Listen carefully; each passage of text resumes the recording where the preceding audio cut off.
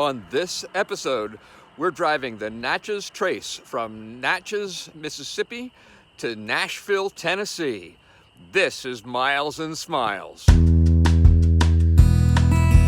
There are a number of iconic American highways. I mean, who doesn't want to drive Route 66, the Pacific Coast Highway, the Blue Ridge Parkway? But one that you may not have heard much about is the Natchez Trace. This is an ancient pathway between Nashville and Natchez, Mississippi. The first major stop as you move your way from south to north on the Natchez Trace is the Emerald Mound. This is the second largest mound made by indigenous peoples in the United States. Archaeologists believe the construction of the Emerald Mound began as early as 1500 BC by the Mississippian peoples who were indigenous to this area at the time. It is well over 10 acres across, 35 feet to the first flat level that I'm standing on, and another 30 feet to the level above me.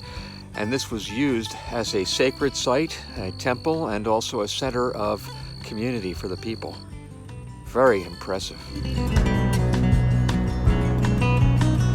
Behind me, you see what they call the Sunken Trace.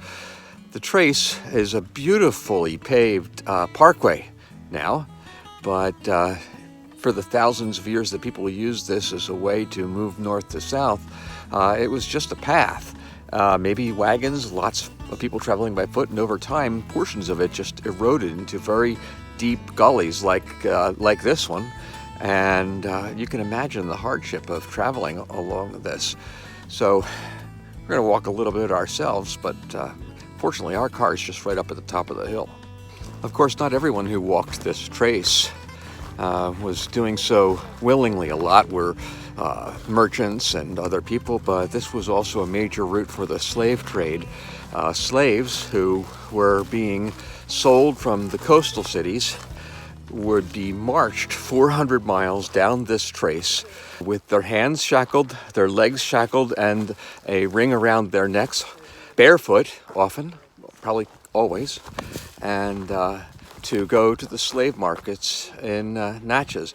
In fact, Natchez was the second largest slave market in the United States. The largest was in New Orleans. Throughout the South, we seem to run across a lot of small, unheralded actions that helped bring about the civil rights movement. Here in Port Gibson, the people in the town arranged a boycott that went on, off and on for 11 years, believe it or not, to try to bring the right to vote and economic change. They were sued, and the NAACP was sued by the Merchants Association, and it went all the way to the U.S. Supreme Court, who in 1982, yes, that's how long ago or how recently, 1982, upheld the boycott, saying it was constitutionally protected speech for social change. If you've been following us for a while, you know that I am a semi-retired Presbyterian minister. I've seen a lot of steeples in my day. I've seen steeples with nothing on the top. I've seen steeples with crosses on the top, but I've never seen a steeple like this with a hand on the top, known as the Hand of God. That's just one of those unexpected and interesting things you see while you're traveling. Here, we're in Port Gibson, Mississippi.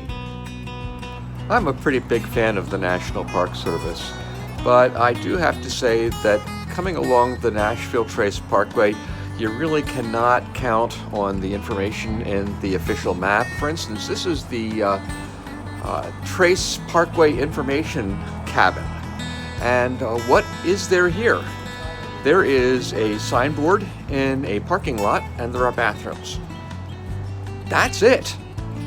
The other piece of advice is that you've got to be really careful. Not all of the pull-offs are big rig accessible for RVs, and some that look like they're not are. So if you see a site that you want to come to, just go really slowly and you'll probably be able to get a pretty good idea whether you can get in or out of it, but don't count on it before you get there. And hey, some that you think you might not be able to get into, you look at them and go, why didn't they say I could go here? Go ahead, do some exploring along the way. There are 3 free campgrounds along the Natchez Trace. The one to the south is Rocky Springs. We stayed there our first night.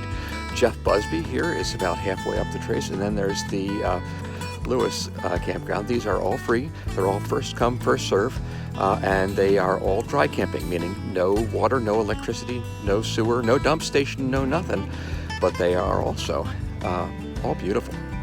The top of Little Mountain in the Jeff Busby stop on the Natchez Trace Parkway is the highest point on the parkway, and my oh my, the view is beautiful. After spending the night at the Jeff Busby campground here on the Natchez Trace, we are now headed back south a little bit. We passed this yesterday when we were driving, and we wanted to have more time at the French camp. And there's a wonderful restaurant here. There is a Christian boarding school here that is very highly regarded. Some other gift shops and historic buildings, so we're going to take a look around.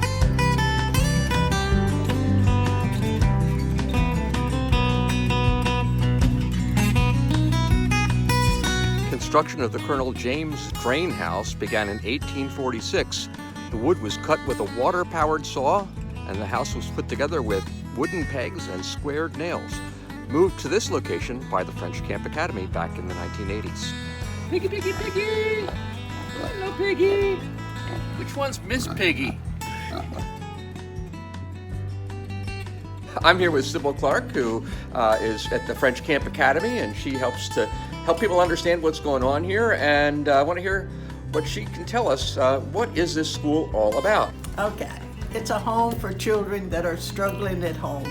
The children that are here from troubled situations, we have scholarships, so if there is a need, and so they're not turned away, the money's available.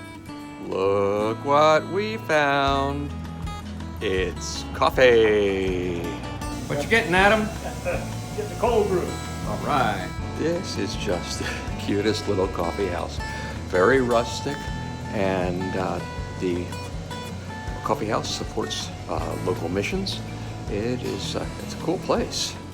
Look at this little fellow who came to visit us last night on our RV. It's a Luna moth. We are told that they are not rare, but they are rarely seen. Just a little bit of advice if you're planning to RV along the trace and stay in the free campgrounds. It would be sure to get here early, especially in the spring and the fall.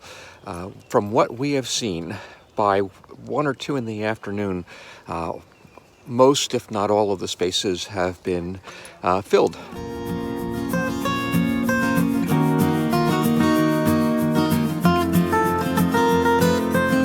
Now we're at the visitor center near Tupelo, near the northern end of the parkway, not quite to the northern end of the parkway. And I'm glad to say that this one really has some wonderful exhibits for you to look at. So if you're going north to south, you definitely want to start here. And if you're going south to north, eventually you'll get here. I think they've covered all their bases.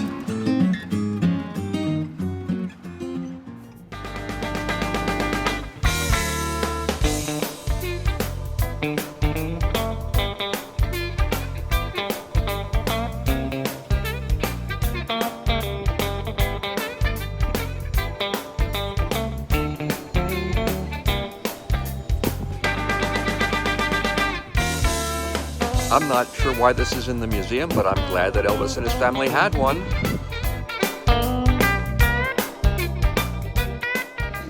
Well, this is a first for us. We were getting dinner ready, and our emergency alerts on our phones went off saying a tornado warning, take shelter. We know that there are thunderstorms coming through the area, so we and a few of the other campers have gathered up here at the block men's and women's restroom in the camping area, and we'll wait it out until we get the all clear. Hopefully, it's just a big false alarm.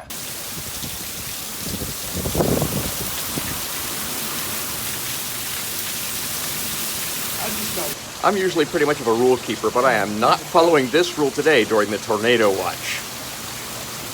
Ears up, they all look good.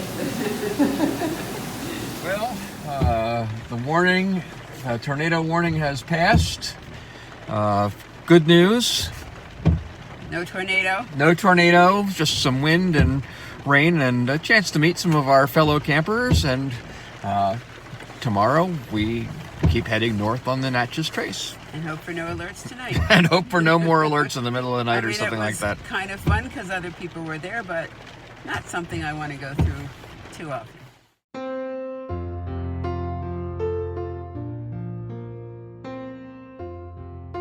This stop on the Trace is just north of the visitor center, and it's only about a 1,400-foot walk, 5 minutes, where we're expecting to see the grave sites of several unknown Confederate soldiers. And even though we're Northerners and the North won the Civil War, and we believe rightly so, these were young men who had moms and dads and brothers and sisters and people who loved them, and so we honor the people who are resting here. Our last stop actually on the Natchez Trace Parkway is here at the Meriwether Lewis historic site. Meriwether Lewis of the Lewis and Clark expedition. What we see here is the place where Lewis died, and it looks like he committed suicide, but some people believe that he was murdered, but this is where he is laid to rest. After completing his expedition, he was sent by President Jefferson to Missouri to represent him, and then Jackson became president and would not honor the expense vouchers that Lewis had submitted for his work and for his journey. This was, of course, very distressing. He was near bankrupt, and he began to head back to Washington to plead his cause. As he came down the Natchez Trace one night, he arrived at Grinder's Post, an inn that looked something like this. And it was that evening where he showed much distress during the dinner that he shared with the people who lived there, went out to the outbuilding where he was staying. Later in the night, they heard 2 gunshots and found him dying in the cabin. His tomb is located right here, and you'll notice that the post on the top of the tombstone of the monument is broken to symbolize his life broken and cut short. When you think of Nashville, you probably think country music. You probably don't picture visiting the Parthenon. But that's what we're doing. I had no idea there was something like this. It's a full-scale replica of the Parthenon in Greece. And inside there is a wonderful art museum. We're going to go in and take a look around.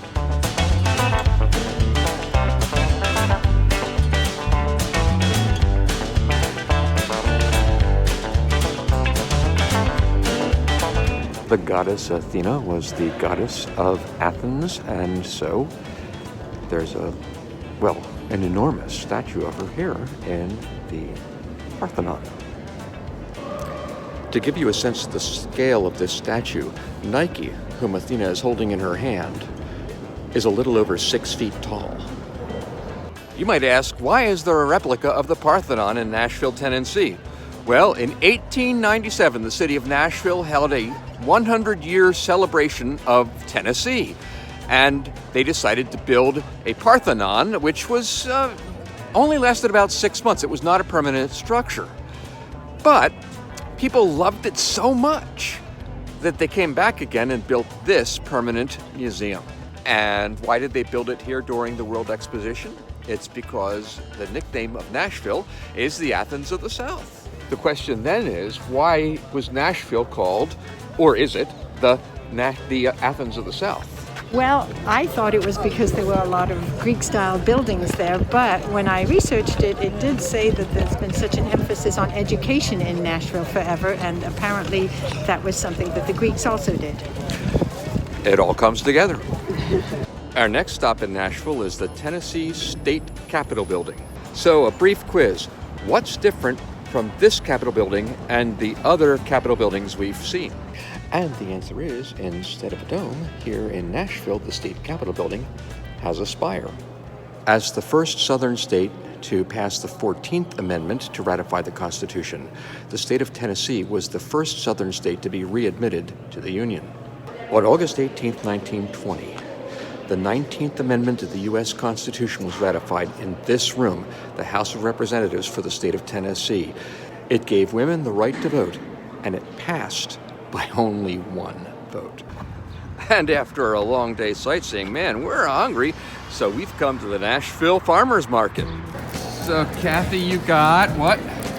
A gluten-free turkey, cheese, etc., olives, spinach, I think, yes. Crepe.